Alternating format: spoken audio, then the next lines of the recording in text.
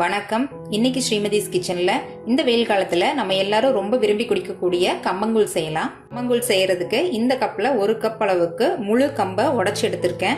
முழு கம்பு கிடைக்காதவங்க இப்ப டிபார்ட்மெண்டல் ஸ்டோர்லயே உங்களுக்கு உடைச்ச கம்பு இல்லைன்னா கம்பு குருணைன்னு கிடைக்குது, அதை வாங்கி நீங்க செய்யலாம். இப்ப முழு கம்பு எடுத்துட்டு அதை 2-3 தடவை தண்ணியில நல்லா அலசினீங்கன்னா அதுல இருக்கிற மண்ணு குப்பை அதெல்லாமே போயிடும். அதுக்கப்புறமா அதை ஒரு காட்டன் துணி மேல போட்டு நல்லா உலர்த்திக்கோங்க. தண்ணி ஈரமெல்லாம் போனதுக்கு அப்புறமா அதை மிக்சி ஜார்ல போட்டு ஒரு பல்ஸ்ல வச்சு 2-3 தடவை அரைச்சி எடுத்தீங்கன்னா இந்த மாதிரி உங்களுக்கு உடஞ்சு கிடைக்கும். மிக்சியில அரைச்சி எடுக்கும்போது நல்லா நைஸா அரைக்க கூடாது. இந்த மாதிரி 1-2 அரைச்சி எடுத்துட்டீங்கன்னா தான் மென்னு சாப்பிட்றதுக்கு நல்லா இருக்கும். கூழ் வலுவலுன்னு இல்லாம இருக்கும். இது நம்ம குக்கர்ல செய்ய போறோம். 1 கப் அளவு கம்புக்கு 3.5 கப் அளவு தண்ணிங்கிற அளவுல நான் அளந்து எடுத்திருக்கேன். இப்ப குக்கர்ல ஊத்தி அது நல்லா கொதி வந்துட்டு இருக்கு. இப்ப அடுப்பை சிம்ல வச்சுக்கோங்க. நம்ம எடுத்து வச்சிருக்கிற கம்பை கொஞ்சம் கொஞ்சமா உள்ள சேர்த்து நம்ம இதை கலந்து விட்டுட்டே இருக்கணும். ஒட்டுக்கா அப்படியே சேர்த்தீங்கன்னா கட்டி பிடிச்சிரும். அதனால கொஞ்சம் கொஞ்சமா சேர்த்து இதை நம்ம கலந்து விட்டுக்கலாம். இப்போ எல்லா கம்பு சேர்த்ததுக்கு அப்புறமா ஸ்டவ் மீடியம் ஃப்ளேம்ல வச்சுக்கோங்க. இந்த மாதிரி கை விடாம கொஞ்ச நேரம் கிளறிட்டே இருங்க. இப்ப தண்ணி நல்லா தளதளன்னு கொதிச்சு கம்பு வெந்து வந்துட்டு இருக்கு. அப்பப்ப நடுவில் கிளறி விட்டுக்கோங்க. ஒவ்வொரு கம்பை பொறுத்து தண்ணியோட அளவுகள் மாறும். இன்னைக்கு 3.5 கப்புன்னு நாம் அளந்து எடுத்துருக்கோம். இது நமக்கு கரெக்டா இருக்கும். சப்போஸ் உங்களுக்கு தண்ணி அதிகமா இருக்கிற மாதிரி இருந்ததுன்னா அடுப்புலயே வச்சு இந்த மாதிரி இன்னும் கொஞ்சம் நேரம் கிளறிட்டு இருந்தீங்கன்னா கரெக்டா இருக்கும். தண்ணி உங்களுக்கு பத்தாத மாதிரி இருந்தது அப்படின்னா பக்கத்துல கொஞ்சமா சுடுதண்ணி வச்சுக்கோங்க. தேவைப்படும் போது சேர்த்து கிளறிக்கோங்க. இப்போ ஒரு 7 நிமிஷம் ஆயிருக்கு. கம்பு நல்லா வெந்துட்டு இருக்கு. கட்டிகள் இருக்கா இல்லையான்னு மட்டும் நடுவில் செக் பண்ணிக்கோங்க. சப்போஸ் ஏதாவது கட்டி இருந்ததுன்னா ஒரு கரண்டி வச்சு இப்பவே உடைச்சு விட்டுருங்க. நம்ம ஊத்திருக்க தண்ணிக்கும் கம்புக்கும் சரியா இருக்கு. கொஞ்சம் திக்காகி வந்திருக்குது பாருங்க. இப்ப இந்த ஸ்டேஜ்ல நம்ம குக்கரை மூடி வச்சிடலாம். மீடியம் ஃப்ளேம்லயே 4 விசில் வர வரைக்கும் வேக வச்சுக்கலாம்.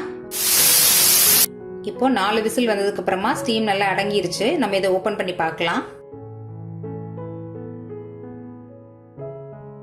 ரொம்ப அருமையா இருக்கு வாசனை. இப்ப நம்ம இதை கலந்து விட்டுக்கலாம். இப்போ பார்க்கறதுக்கு கொஞ்சம் தண்ணி மாதிரி தான் இருக்கும்.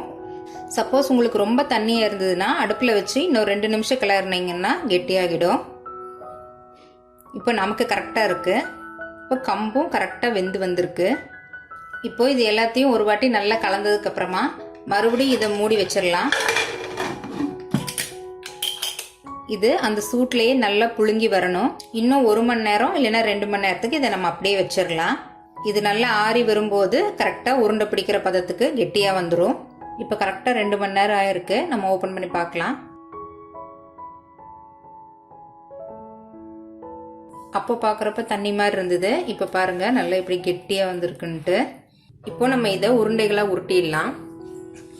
பக்கத்துல ஒரு பாத்திரத்துல கொஞ்சமா தண்ணி வச்சுக்கோங்க.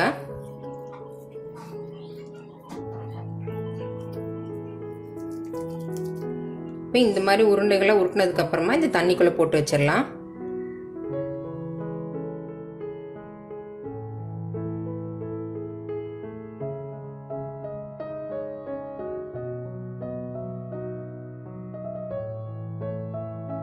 இப்போ எல்லாத்தையும் உருண்டைகளா பிடிச்சிட்டோம்.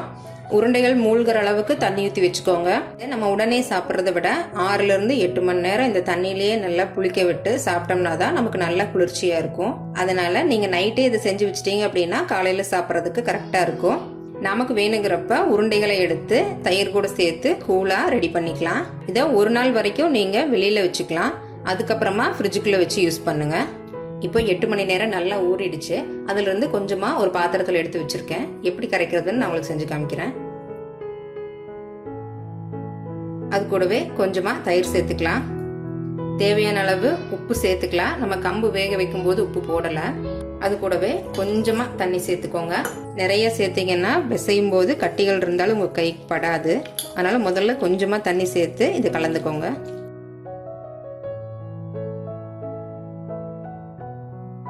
கரண்டி வச்சு கலக்கிறத விட இந்த மாதிரி கையில மிக்ஸ் பண்றது தான் உங்களுக்கு கரெக்டா வரும். இப்போ ஒரு தடவை நல்லா கலந்ததுக்கு அப்புறமா மீதி தண்ணி சேர்த்துக்கலாம். நான் இதுல 3 டம்ளர் தண்ணி சேர்த்து கலந்துருக்கேன்.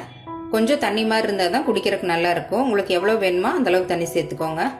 இப்போ இது கூடவே பொடியா கட் பண்ண சின்ன வெங்காயம் இல்லைன்னா பெரிய வெங்காயம் சேர்த்துக்கலாம். கொஞ்சமா மல்லி இலை கருவேப்பிலை இலை சேர்த்துட்டு இதை நம்ம குடிக்கலாம். இந்த கம்மங்கூழை வெங்காயம் அப்புறம் மோர் மிளகாவோட சேர்த்து சாப்பிட்ற மாதிரி டேஸ்ட் வேற எதுலேயுமே வராது. வெயில் காலம் முடிகிற வரைக்கும் முடிஞ்சா நீங்க இதை பிரேக்ஃபாஸ்ட்டை கூட எடுத்துக்கிட்டு வாங்க, ரொம்பவே நல்லது. இந்த ரெசிபியை நீங்களும் உங்க வீட்டில் செஞ்சு பாருங்க. இந்த வீடியோ பிடிச்சிருந்ததுன்னா லைக் பண்ணுங்க, ஷேர் பண்ணுங்க, கமெண்ட் பண்ணுங்க. ஸ்ரீமதிஸ் கிச்சனை சப்ஸ்கிரைப் பண்ணுங்க. தேங்க்யூ.